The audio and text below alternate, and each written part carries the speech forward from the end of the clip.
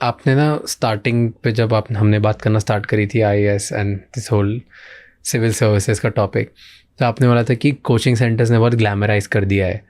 क्या मीनिंग था? What is the, her industry में जैसे आईआईटी में, मेडिकल में, हर जगह ना कोचिंग इंडस्ट्री का एक माफिया है and they run the show. Yes, यहाँ पर भी ऐसा होता है? बिल्कुल. जैसा कोचिंग माफिया? बिल्कुल. क्या होता है कोचिंग माफिया? कैसे ल्योर करते हैं? क्या है end to end? Just explain me the whole process.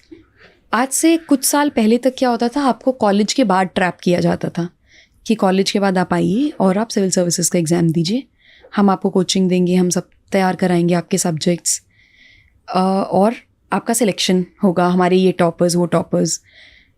इस पर गवर्नमेंट ने भी कुछ एक्शंस लिए हैं कि आपको टर्म्स एंड कंडीशंस लिखनी है, आपसे कौन सा कोर्स किसने लिया, बिकॉज आप ऐसे जनरली नहीं क्लेम कर सकते.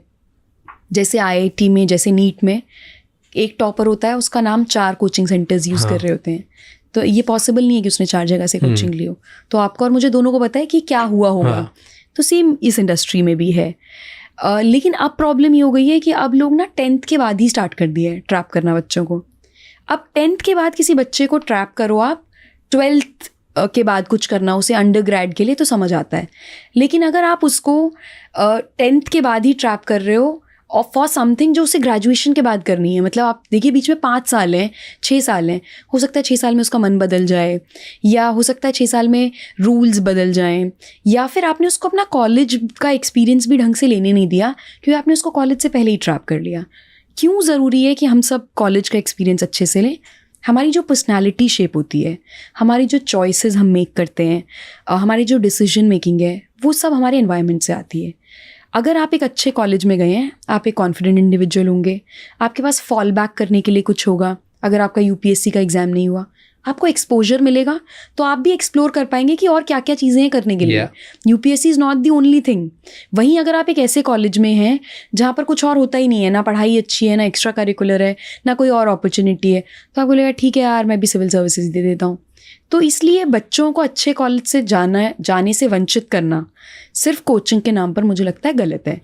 बट आफ्टर ग्रेजुएशन जो लोग कोचिंग लेने आते हैं वो बच्चे नहीं होते, क्योंकि यूपीएससी के लिए एलिजिबिलिटी है 21 ईयर्स. तो तब तक आप अपने एडल्टहुड में होते हो, आप अपने ठीक डिसीजंस ले सकते हो. तो आप डिसाइड करते हो कि मुझे इस एग्ज़ाम के लिए बैठना है, क्योंकि प्रॉब्लम ये इंडिया में लोगों को लगता है ये एग्ज़ाम एक शॉर्टकट है. अगर आपका सिलेक्शन हो गया तो विद इन 2 ईयर्स आपकी लाइफ बदल जाएगी. No other profession in our country or maybe anywhere is so quick in its rewards. आप कितने साल से ये जर्नी कर रहे हैं? बहुत टाइम हो गया. बहुत टाइम से. लेकिन अगर किसी को आईएएस बनना है तो उसके लिए 2 साल काफ़ी हैं. अगर आपने 2 साल में पेपर निकाल लिया, 3 साल में पेपर निकाल लिया, आप सीधा एक डिस्ट्रिक्ट के कलेक्टर बन जाते हैं.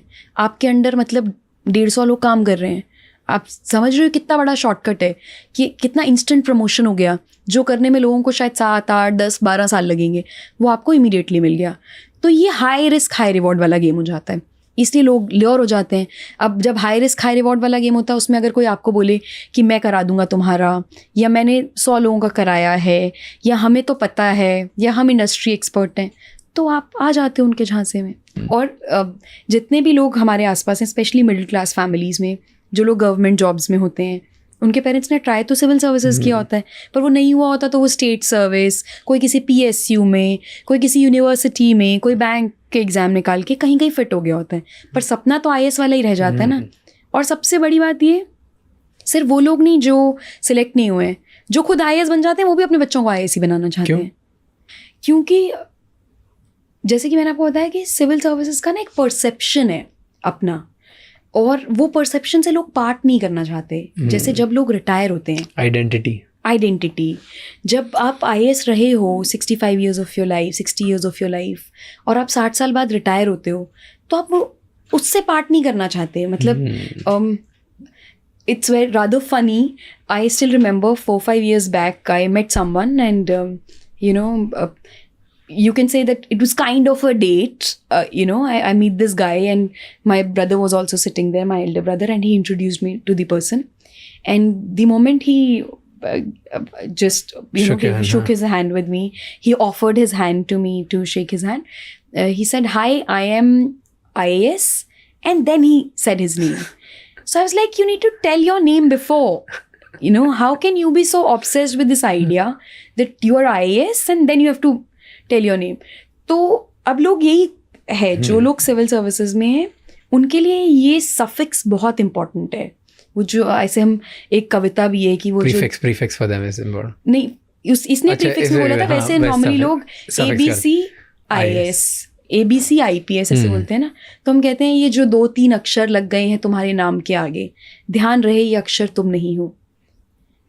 इन अक्षरों से तुम हो सकते हो लेकिन ये तुम्हारी आइडेंटिटी नहीं है. तुम इन अक्षरों की कुर्सी पर जरूर बैठो पर ये अक्षर तुम्हारे सर पर ना बैठ जाए. तो ये बहुत ज़रूरी है कि आप. मैं बहुत पहले ट्वीट किया था एक out of my personal experience कि तुम किसी भी इंस्टीट्यूट में हो या कोई भी प्रोफेशन में या कोई भी एडमिनिस्ट्रेशन पे हो, अगर तुमने जब वो क्रैक कर लिया उसके 5 साल बाद भी तुम्हें उसका सहारा लेना पड़ रहा है खुद को इंट्रोड्यूस करने के लिए, तो ट्रस्ट मी तुमने ज़्यादा कुछ उखाड़ा नहीं है. सही बात है. Like great that you are from this esteemed institution और part of this organisation. It's great, but next 5 years is about actually making better. Yeah, your name should stand out. Yes. And it should be bigger. अगर ऐसे और भी बहुत insightful shorts और clips देखनी है तो इस चैनल को सब्सक्राइब कर लो.